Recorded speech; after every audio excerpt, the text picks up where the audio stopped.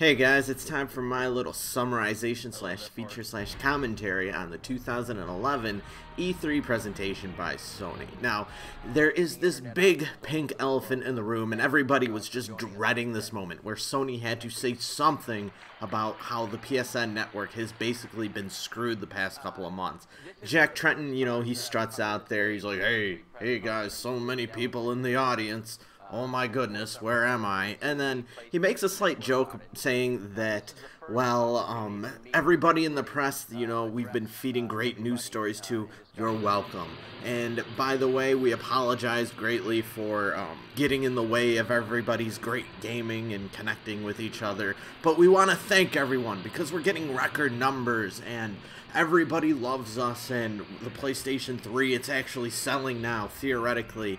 They didn't actually say what records they're breaking or making or whatever, but they tried to spin it in a positive way, and I guess they did it well enough because it really was kind of a big blow to the Sony brand. So moving on to the actual games though, Uncharted 3. I am really looking forward to this game, but I think the steam has been blown on this because they already basically presented what this game is, and really, it looks exactly like Uncharted 2 and the original Uncharted. There's really not that much to look at in a presentation. It's really just a matter of playing the game at this point. So really looking forward to it. It looks beautiful, but I was not that excited when seeing it in the E3 presentation. Next up is Resistance 3. This tells the story of the last-ditch strike against the Chimera in New York City, where the aliens have pretty much succeeded in taking over the world, which was chronicled in the first two games. Resistance never really became one of the top-tier Sony titles. It was never the big blow-away, hey, we're gonna, gut Halo in the stomach type of title that I'm sure that they were hoping for, but it is a good, I guess, second-tier first-person shooter. I've always kind of enjoyed it. It is not necessarily the best, but they do occasionally try to do some new things. Like the second Resistance title had the big mechs and crap like that you're fighting against. And it always had good weaponry. It is by Insomniac Games, which is a well-known, good developer, makers of Ratchet and Clank. So, yep, I'm looking forward to it. They also make a point to say that, hey, this will have move controls. And it really seems like Sony is trying to step their game up in providing move support. That's pretty cool. Although, personally, while I do enjoy move controls, and I remember playing the Metroid Prime Trilogy, in which I'm using the Wii Remote instead of the GameCube controller like I originally did on the GameCube. With extended play, I found myself wanting the GameCube controller back, especially for these games where you're really going to be playing for very long periods at a time. Your hand will probably begin to get very sore when you're holding it very steady to make precise shots. This isn't playing Wii Golf for an hour with some friends. It's a little bit more involved, so not really with that personally in terms of extended play for these core first-person titles, but that's just me. Next up, God of War Origins Collection. This is the compilation of two different PSP titles of God of War, which were said to be pretty good. Never really played those, although I've never really gotten into the God of War series, in which I've played the first two. But I suppose if you're into that, here is a good way to play it on your system. They also remind us that the Echo and Shadow of the Colossus collection is coming. Not really much more to say about that. And they really didn't even talk about The Last Guardian, which was kind of disappointing. 3D is still the thing over at Sony, apparently. There's going to be a PlayStation-branded 3D monitor coming with glasses, and this bundle is going to be priced at $500. I guess that's kind of cool, but when they say monitor rather than television, not really my thing, because if I'm going to be playing something in 3D, I imagine I would be going full boat and having some awesome tech and a great sound system and all that. Not really not very suited for a monitor, in my opinion. I would much rather have a television sitting in the living room. And really, this entire 3D crap, especially wearing glasses, I have not been fully sold on. Like, it's kind of grown on me a little bit where I'm not groaning too loudly whenever I see a movie in the theater that's 3D, where I gotta strap the glasses on, but not really my thing, and I actually prefer to usually not have it. But whatever. NBA 2K12. This is going to be a multi-platform title, of course. But the novelty here is it is going to have PlayStation Move controls. They really do focus on the PlayStation Move moving forward in the E3 presentation. It actually looks pretty damn good because unlike the Kinect where you don't really have any sort of feedback and so you're just sort of wildly pointing at shit, here you're playing the game like you're holding a regular DualShock controller or 6-axis controller or whatever, but you can also point to where you want your guy to pass the ball, and it really sort of makes sense. Where I remember I don't really play sports titles too often, but I'm playing like a random hockey game, and it's like I want to pass to this guy. No, not him, him. And so kind of makes sense if you can sort of facilitate the gameplay with that sort of feature. So not really something I'm looking forward to because I'm never going to buy an NBA game, but it's pretty cool.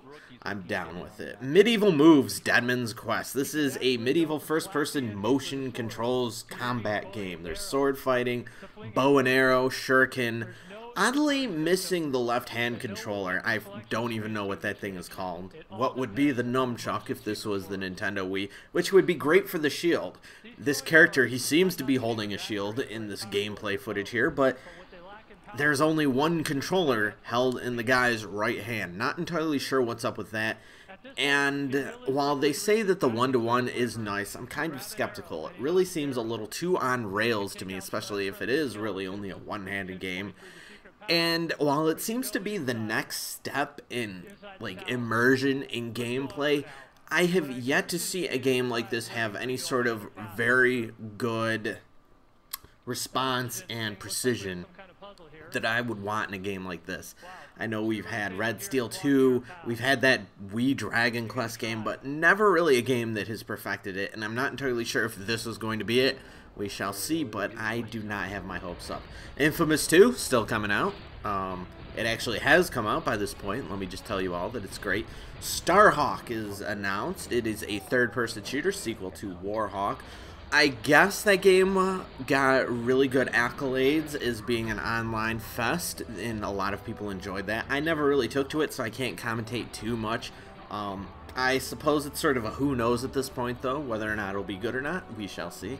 Sly Cooper Thieves in Time is announced. It is the 4th Sly Cooper game. Interesting here, being developed by an unknown studio called Sanzaru Games, which is going to be interesting because the only non-port that they have to their credit was the underwhelming Ninja Reflex novelty game on the Wii.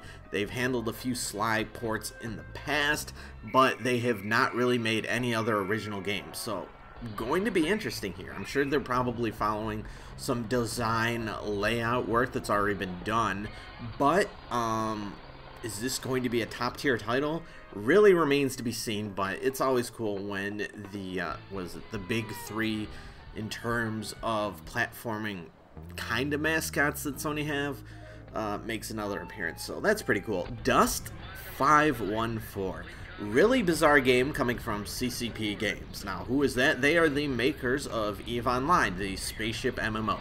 And what's kind of interesting here is that this basically looks like a Halo type of title, but it will be a massively multiplayer online first-person shooter that actually connects into the storyline and I guess the gameplay of EVE Online as well.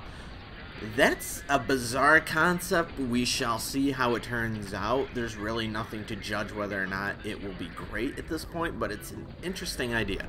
BioShock Infinite, multi-platform title, but the guy comes out, I don't remember his name offhand, and says that, hey, this thing, it's going to come with move support. You know, I wasn't originally into games where, you know, you swing around like a mad monkey and you do crap on the screen, but if we can put in these move controls to sort of break that barrier in allowing new people a board of entry into our gameplay, wouldn't that be great? I guess that sounds pretty good. I'm not entirely sold on whether or not that will be better than having the standard dual analog control. That would always be my first choice, or a mouse and keyboard. It's cool that I guess they're adding more options, and really this game looks like it's going to be very good. It looks very pretty at least, and so I am definitely looking forward to this, but not really a Sony exclusive, so whatever. Also kind of announced is a BioShock title that will be coming to the PS Vita, which, as we will go into in just a second, is the name of the NGP, the next generation portable, the PSP2, essentially. Also shown off is Star Trek, which looks pretty damn cool. It looks a lot like Mass Effect, actually. Some very high intense action scenes that remind me of the J.J. Abrams film that came out a couple of years ago. So that should be really cool. I'm looking forward to that a little bit. Maybe that will draw me further into the Star Trek universe. Also, we have PlayStation games coming to Android cell phones with the PlayStation Suite. Not entirely sure what is 100% up with that at this point, but our main guy Kaz here comes out and pimps it out a little bit. Also, the PlayStation Vita. I guess this would be the big announcement for E3, although we've already kind of seen some things about this. So they talk about how this is the NGP. They finally announced the name of the title here at this E3 though, and as we already know, 2 analog sticks, a multi-touch screen, front and rear touchpads, 6-axis motion control, and front and rear cameras. There's going to be a Wi-Fi version and a Wi-Fi and 3G model at $250 and $300 respectively. Cool, I guess. They show off some of the games here, and it really looks like this thing is pretty graphically up there. This is going to basically dwarf the 3DS in terms of graphic capability. Now, will it have the games to truly outdo the 3DS?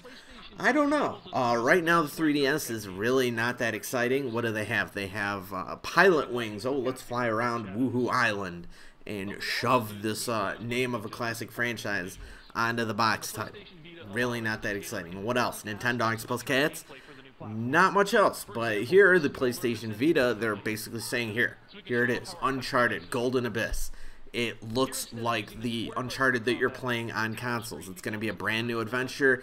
It looks like it's going to be very much its own game. And it's got some touchscreen features, which not necessarily needed, but pretty cool, where you can sort of draw your path for where you want your character to jump to rather than having to make each individual jump. So kind of looking forward to that. Uncharted I would consider as one of my series where I want to follow what goes on in the storyline and all that. Not really a game that I would prefer to play on a handheld system, to be perfectly honest, but it is a good mark in trying to motivate me towards buying the system, even though, like I said, don't really see the reason why it needs to be on the NGP other than to basically sell the system. We also have Rune. This is an action American-style RPG. It looks kind of neat, I guess, but I'm not too impressed. It's probably going to be a title that just sort of, you know, comes out, gets like 6s and 7s, and then no one really ever talks about it again. It's just sort of my prediction based on nothing, though. It just doesn't look like there's anything original or particularly exciting going on about it. Mod Nation Racers, they're going to continue trying to pimp that brand out. It's going to use the touchpad to draw new courses. This is kind of cool, I guess. What I would imagine would be very cool, though, is that if we could use the PlayStation Vita to draw courses and use these touchscreen functionalities to create courses to play on the big system, the PS3. I think that would be really cool. That's where I would prefer to be playing my Mod Nation Racers, which is a good game. And so if they released a Mod Nation Racers 2, had this sort of functionality where we could use this touchscreen and all that crap that we already have to help assist in making courses, that would be really awesome. But that's probably not within the scope of this particular title at this point. Maybe when Mod Nation Racers 2 does come out, they will have that functionality, if they're smart about it. Also, Little Big Planet coming to the Vita. We'll use all of these neat new Vita things like I said, front and rear touchpads, all that crap. I really wish that they would move away from the brown sack color palette. This is a series that's hard to say particularly very good, but there's a lot of room for creativity. I really wish that they would break into different visual styles, because everything usually that is Little Big Planet looks like Little Big Planet, and I'm kind of tired of that look. Just me though, but that's pretty cool. And then finally, Street Fighter Cross Tekken. We have a guy from Capcom come out and play the game on the Vita, it will have Cole from Infamous. This is their big novelty fact here. I'm playing Infamous 2, and so now that is kind of cooler. Although when I originally heard this, it's sort of like, Cole? That's ridiculous. I'm laughing here. This is hilarious. Why would you want to do that? But anyways, that is the E3 presentation from Sony. The Vita was a good announcement. It really felt like they could have probably pimped out a few other things, though, such as maybe Final Fantasy 13 2, just to, you know, mix it up a little bit.